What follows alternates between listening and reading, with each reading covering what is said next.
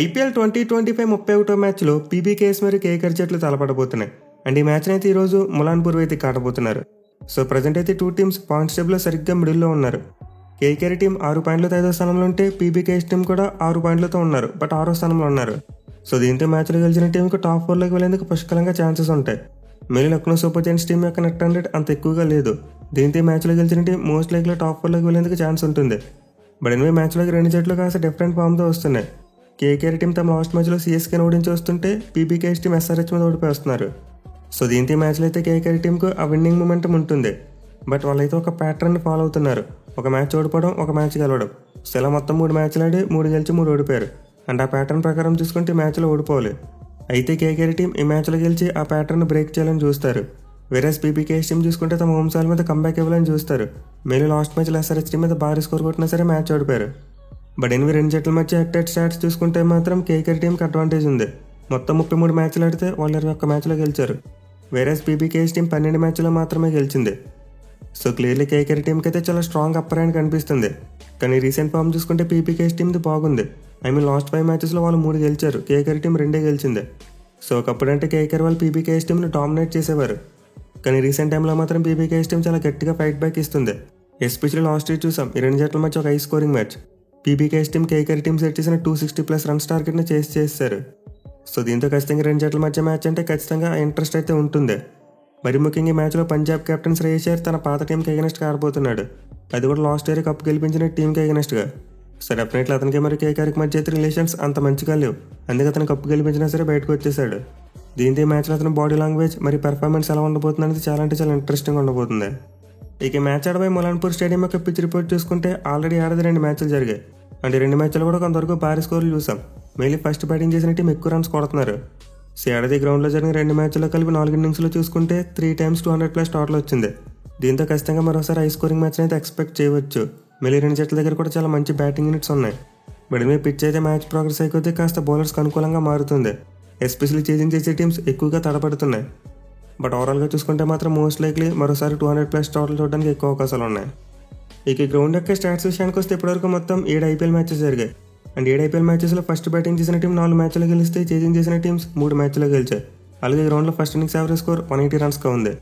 So clearly stats బట్టి ground అయితే ఒక హై స్కోరింగ్ విన్ అని అర్థమవుతుంది.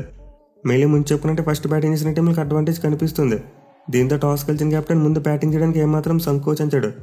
మరి ముఖ్యంగా మిగతా గ్రౌండ్స్తో కంపేర్ చేసుకుంటే ఈ గ్రౌండ్లో డ్యూ ఫ్యాక్టర్ పెద్దగా ఉండట్లేదు. అండ్ దీనివల్ల చేజింగ్ చేస్తున్న టీమ్స్కి ఇబ్బంది కలుగుతుంది. సో మోస్ట్ అయినా తెలిసి ఈ మ్యాచ్లో టాస్ గెలిస్తే ముందుగా బ్యాటింగ్ ఎంచుకోవచ్చు. బట్ కేకేఆర్ టీం మాత్రం ముందుగా ఫీల్డింగ్ తీసుకుని వాళ్ళు మ్యాచ్ జరిపోవడం అవసరం లేదు. ఎందుకంటే వాళ్ళు ఈ సీజన్లో చేసినప్పుడు మంచిగా రాణిస్తున్నారు. సో చూడాలి మరి ఈ రెండు జట్లు టాస్ విషయంలో ట్రెండ్ ఫాలో అవుతారా లేకపోతే కండిషన్స్ బట్టి నిర్ణయం తీసుకుంటారనేది. ఇక ఈ గ్రౌండ్లో అయితే పీబీకేఎస్ టీంకి అంత మంచి రికార్డ్ లేదు. వాళ్ళు తమ లాస్ట్ మ్యాచ్లో సిఎస్కే టీంని డిఫీట్ చేసినప్పటికీ అంత ముందు చూసుకుంటే మాత్రం వరుసగా 5 మ్యాచ్లో ఓడిపోయారు. But anyway for the first time ఈ గ్రౌండ్లో కేకేఆర్ టీంకి అగెన్స్ట్గా ఆడుతున్నారు కాబట్టి మనమైతే ఒక మంచి కాంపిటీషన్ అయితే ఎక్స్పెక్ట్ చేయవచ్చు. ఇక టీమ్స్ విషయానికి వస్తే పీబీకేఎస్ టీం తమ లాస్ట్ మ్యాచ్లో బాగా డేలా పడిపోయారు. ఎస్పెషల్లీ వాళ్ళ బౌలింగ్ యూనిట్ బాగా ఫెయిల్ అయింది. అందులోకి లాగి ఫెర్గ్యూసన్ ఆల్మోస్ట్ రూల్ అవుట్ అయిపోయాడు. సో ఇప్పటివరకు పీబీకేఎస్ టీంకి కాస్త కూస్తో బెటర్గా రాణించిన బౌలర్ అతనే. బట్ ఇప్పుడు అతనైతే హ్యామ్స్ట్రింగ్ ఇంజరీ కారణంగా బయటికి వెళ్ళిపోయాడు. దీంతో ఖచ్చితంగా పీబీకేఎస్ టీం బౌలింగ్ విషయంలో మరింత స్ట్రగుల్ అవుతుంది. మెయిన్ వాళ్ళ main spinner Yuzvendra Chahal almost ప్రతి మ్యాచ్లో కూడా రన్స్ ఇచ్చేస్తున్నాడు. అలాగే మార్క్ ఆండర్సన్ చూసుకున్న చాలా హాట్ అండ్ కూల్గా పెర్ఫామ్ చేస్తున్నాడు. సో ఖచ్చితంగా పీబీకేఎస్ టీంకి బౌలింగ్ విషయంలో అయితే సమస్యలు ఉన్నాయి. కానీ బ్యాటింగ్లో చూసుకుంటే మాత్రం వాళ్ళ టీం చాలా మంచి ఫామ్లో ఉంది. ఎస్పెషల్లీ టాప్ ఆర్డర్ బాగా రాణిస్తున్నారు. మెయిన్ వాళ్ళ కెప్టెన్ శ్రేయస్ అయ్యర్ చాలా మంచి ఫామ్లో ఉన్నాడు. అలాగే లాస్ట్ మ్యాచ్లో మార్కస్ స్టోయినిస్ లాంటి వాళ్ళు కూడా కొంతవరకు ఫామ్లోకి వచ్చారు. సో పీబీకేఎస్ టీంకి బ్యాటింగ్ విషయంలో ఏదైనా సమస్య ఉందంటే అది కేవలం మ్యాక్స్వెల్ యొక్క ఫామ్ మాత్రమే. అదర్వైజ్ వాళ్ళ బ్యాటింగ్ అంతా బాగానే సెట్ అయింది. ఇక టీంలో చేంజెస్ విషయానికి వస్తే ఈ మ్యాచ్లో డెఫినెట్లీ ఫెర్గ్యూసన్ అయితే ఆడ్డు. దీని అతని ప్లేస్ రాజ్మంతుల మధ్య తీసుకొచ్చే అవకాశాలు ఉంటాయి. అలాగే ఇంపాక్ట్ ప్లేయర్ విషయంలో వైశాఖ్ విజయ్ కుమార్ లేదా యష్ ఠాకూర్ ఇద్దరిలో ఒకరిని యూజ్ చేసుకునేందుకు ఛాన్సెస్ ఉంటాయి. ఇక కేకేఆర్ టీం విషయానికి వస్తే వాళ్ళకైతే బ్యాటింగ్లో సమస్యలు ఉన్నాయి. బట్ బౌలింగ్ మాత్రం చాలా బాగుంది. మెయిన్ వాళ్ళ స్పిన్నర్స్ చాలా మంచిగా బౌలింగ్ చేస్తున్నారు. అలాగే పేసర్స్ చూసుకున్న యంగ్స్టర్స్ అయిన హర్షిత్ రాణా మరి వైభవ్ అరోరా ఇద్దరు కూడా మంచి ఫామ్లో ఉన్నారు. సో కేకేఆర్ టీంకి అయితే బౌలింగ్ విషయంలో మరి ఎక్కువగా ప్రాబ్లమ్స్ కనిపించట్లేదు.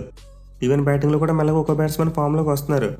కానీ సమస్య ఏంటంటే వాళ్ళ బ్యాట్స్మెన్ హాట్ అండ్ కూల్గా పెర్ఫామ్ చేస్తున్నారు.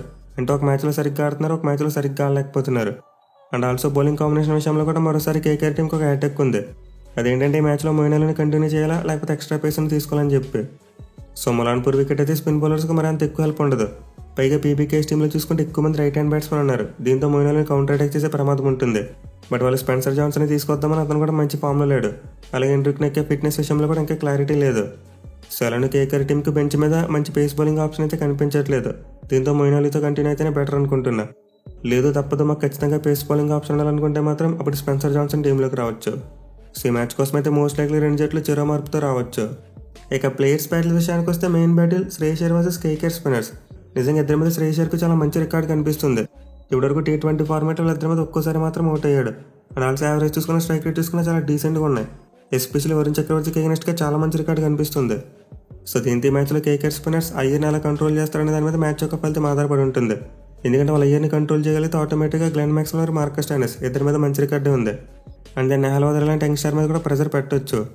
సో ఈ మ్యాచ్లో అయితే కేకేఆర్ టీమ్ శ్రేయస్ అయ్యర్ని ఎంత ఎల్లిగా అవుట్ చేస్తే అంత మంచిదే. అదర్వైజ్ వాళ్ళ స్పిన్నర్స్ నుంచి తొక్కొట్టేందుకు ఎక్కువ అవకాశాలు ఉంటాయి. ఇక మిగతా బ్యాటిల్స్ చూసుకుంటే పవర్ ప్లేలో క్వింటన్ డికాక్ మరి హర్షదీప్ సింగ్ వీళ్ళిద్దరి మధ్య కూడా ఒక మంచి బ్యాటిల్ ఉంటుంది. మళ్ళీ హర్షదీప్ సింగ్ డికాక్ ఎగనెస్ట్గా చాలా మంచి రికార్డు ఉంది. 8 innings 4 times అవుట్ చేశాడు. అలాగే సునీల్ నారాయణ చూసుకున్న ప్రీవియస్గా ఒకసారి అవుట్ చేశాడు.